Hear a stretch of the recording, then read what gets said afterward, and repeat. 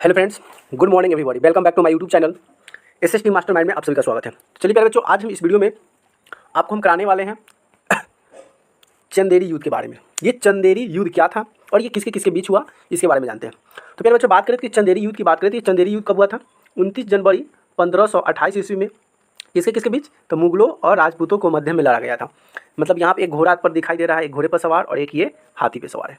ये दोनों का युद्ध जो था बहुत भीषण, काफ़ी लड़ाई हो चुका था, बहुत भीषण क्षतिपूर्ण था। और ये युद्ध में क्या क्या हुआ, कैसे हुआ, सभी आपको हम बताएंगे। तो वीडियो को लास्ट तक जरूर देखिएगा और चैनल को सब्सक्राइब भी कर दीजिएगा। तो चलिए यहाँ से स्टार्ट करते हैं।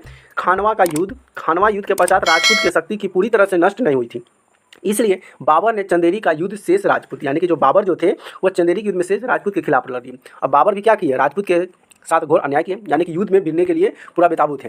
इस युद्ध में राजपूत की सेना के नेतृत्व में मेदिनी राय खंगार, अब यहाँ पे जो मेदिनी राय जो खंगार थे ये राजपूत घराने से थे, जिन्होंने खंगार ने किया। युद्ध इतना भीषण था कि किले के भीतर बाहर नरसिम्हन के कारण चारों ओर रक्त व्याप्त हो गया, यानी कि खून से खून लथपथ हो गया।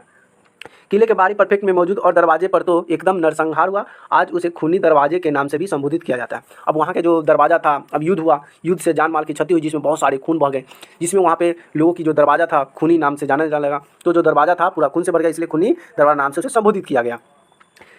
चंदेरी के इस युद्ध में राजा मेदिनी की राय खंगाल की पराजय हुई। राजा मेदिनी राय की मृत्यु की खबर जब रानी मणिलाल तक पहुंचा तो उन्हें 1600 से अधिक वीरांगनी के साथ मिलकर जौहर कुंड में अग्नि में अपने प्राण की आहुति दे दी। अब क्या होता है कि जब चंदेरी के जो पराजय हो जाता है, यानी कि वो हार जाते हैं, और जब राजा मेदिनी राय की जब मृत्यु की खबर जब पड़ती है उनकी रानी को मनीला को, तो तब पहुंचती है, तो उन्होंने क्या करती है 1600 से अधिक वीरांगनी के साथ, मतलब 1600 वीरांगनी मतलब जो कन्या होती है उस सभी के साथ मिलकर जौहर कुंड की अग्नि में अपने प्राण यानी आग में कूद जाती है और अपने को ध्वस्त कर लेती है। कहा जाता है कि बाबर को जब इस बात का पता चला कि रानी मणिलाल और 1600 से अधिक वीरांगनी ने जौहर किया है, तो अपनी चौथी नंबर की बेगम दिलबार को लेकर जौहर कुंड की तरफ चल दिया। अब उसकी चौथी बीवी थी किसका? बाबर का चौथी बीवी, यानी कि जो बाबर जो शादी किया था उसकी चौथी बीवी थी।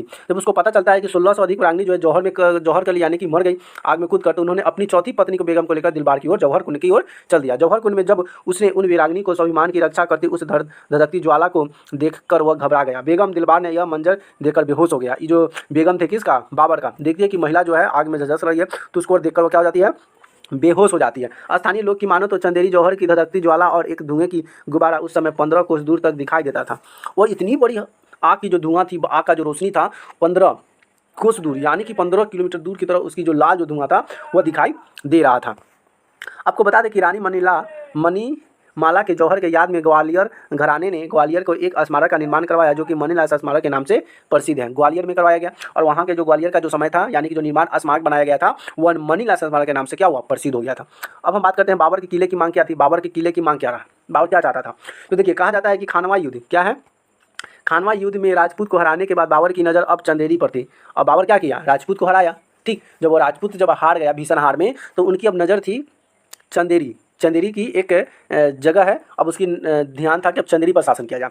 उसने चंदेरी के तत्कालीन राजपूत राजा से वहाँ का महत्वपूर्ण किला मांगा। अब कहा कि नहीं, अब हमको ये किला चाहिए। कौन कहता है? ये बाबर कहता है। चंदेरी के राजपूत राजा के वहाँ महत्वपूर्ण किला मांगा और बदले में अपने जीते हुए किलों को कोई भी किला राजा को दे देने की पेश की। अब कहे कि ये किला मुझे दे दूँ और इसके बदले में जो किला वो किला मुझसे ले लो। परंतु राजा चंदेरी का किला लेने के लिए राजी नहीं हुआ। तब बाबर ने किला युद्ध में जीतने का चेतावनी दे दिया। कहा कि अगर ठीक है, अगर प्यार से दो तो ठीक, और नहीं तो ये मैं किला युद्ध कर तुमसे छीन लूंगा।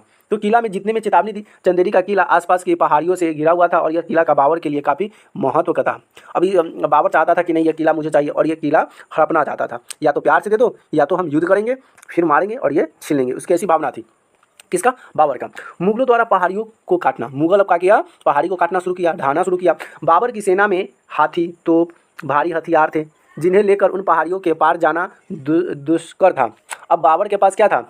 सेना में हाथी था, हाथी पे बैठा हुआ था और ये चुपके चुपके हाथी से आता और उसके सामने बहुत सारे सैनिक हुआ करते थे। सैनिक आगे आगे चलता और ये हाथी से धीरे धीरे पीछे बैठकर आया करता था। और इसको पहाड़ी से उस पार जाना इसको थोड़ा सा मुश्किल था, तो पहाड़ को काटना पड़ता। पहाड़ी से नीचे उतरते ही चंदेरी का राजा का फौज सामना हो जाता, इसलिए राजा आश्वस्त न होकर असीम था। कहा जाता है कि बाबर अपने निश्चय पर दृढ़ था और उसने एक ही रात में अपनी सेना से पहाड़ के काट डालने का विश्वसनीय कार्य डाला। अब बाबर जो था ना, जिद्दी था, ये सोचता था कि जिस पर हम कुछ करें उसको हम करके ही रहें। तो बाबर नीचे ही दृढ़ था, मतलब कोई भी काम के लिए वीरता तो उसको कह के रहा था। अब उसको पहाड़ के उस पार जाना था, चंदेरी के किला लेना था। अब वो जाए तो कैसे, अगर इधर से जाए तो उसको सेना पूरा रख लेगा, इसलिए पहाड़ को काट कर जाना था। अब क्या करता है कि वो सारी रात में पहाड़ को काट देता है। उसकी सेना ने एक ही रात में पहाड़ की निचली काट कर एक ही दरार बना डाली और उसमें होकर उन्हें पूरी सेना और साजो सामान के ठीक किले के अंदर पहुंच जाता है और वहाँ पर अपना शासन चला करता है और इसकी जितने भी किला होते हैं वो अपने अंदर ले लेता है। तो ये था चंदेरी का युद्ध। आपको पता चल गया कि ये किसके किसके बीच हुआ था। तो ये बाबर और वहाँ के जो राजपूत थे, उस राजपूत का नाम था मंदिनी राय खंगार। तो आपको याद करना है, मुगल और राजपूत के बीच हुआ था, तो बाबर और मंदिनी राय खंगार के बीच हुआ था। इंपॉर्टेंट हो गया। तो ये वीडियो कैसी लगी प्लीज कमेंट कर जरूर बताएं। वीडियो अच्छी लगी वीडियो को लाइक कमेंट शेयर जरूर करें। फिर मिलते हैं अगले वीडियो में, तब तक के लिए बाय बाय।